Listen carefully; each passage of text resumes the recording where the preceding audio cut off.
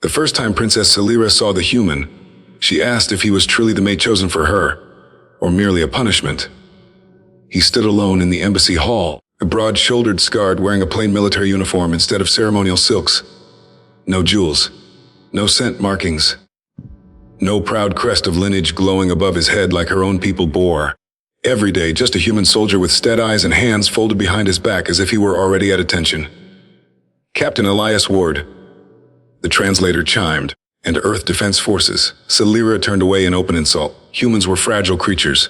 Short-lived. Loud. Their bones broke easily. Their skin bruised with the slightest force. To bind her royal bloodline to such a species felt like mockery. Yet this union will never be consummated, she said coldly. I will not be shackled to weakness.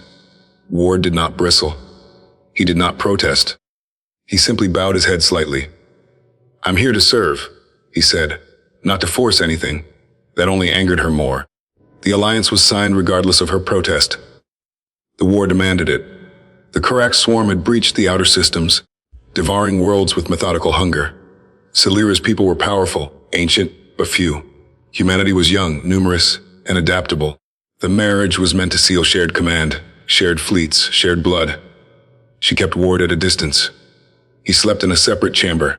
He spoke only when spoken to. Yet everywhere she went, he followed. Not possessively, but protectively. When she addressed the council, he stood behind her throne. When she walked the crystal gardens, he scanned the shadows. When an assassination drone slipped through palace shields, it was Ward who caught it midair, shattering his arm to keep the blade from her heart. She did not thank him. Then the war came to their doorstep. The Karaks bypassed the border fleets and struck the capital system in a single, horrifying surge.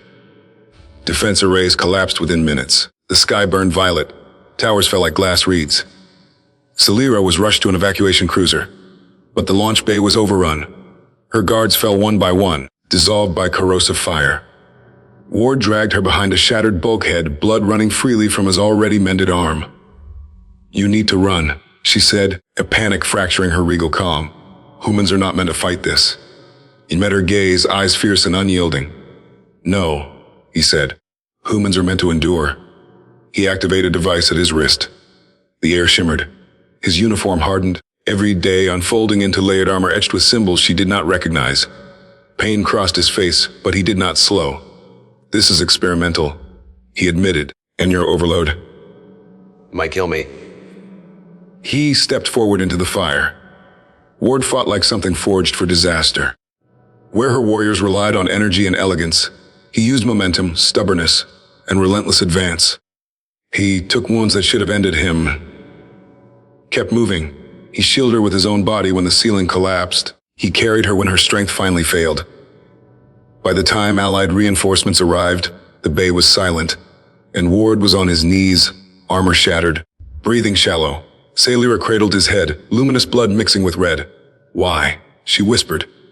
Why endure this for me? His eyes fluttered open.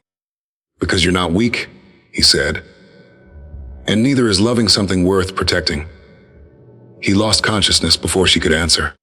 When Ward awoke days later, he found Celira seated beside his bed, her crest dimmed in exhaustion. The War Council had changed its tone, she told him. Humanity's resistance had bought the galaxy time.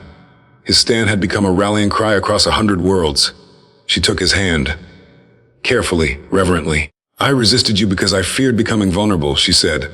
But the war has shown me the truth. He waited. Hope, she continued softly, does not come from strength alone. Sometimes it comes from those who refuse to fall. For the first time since their binding, Celira did not pull away. And for the first time, the galaxy believed the war could be won.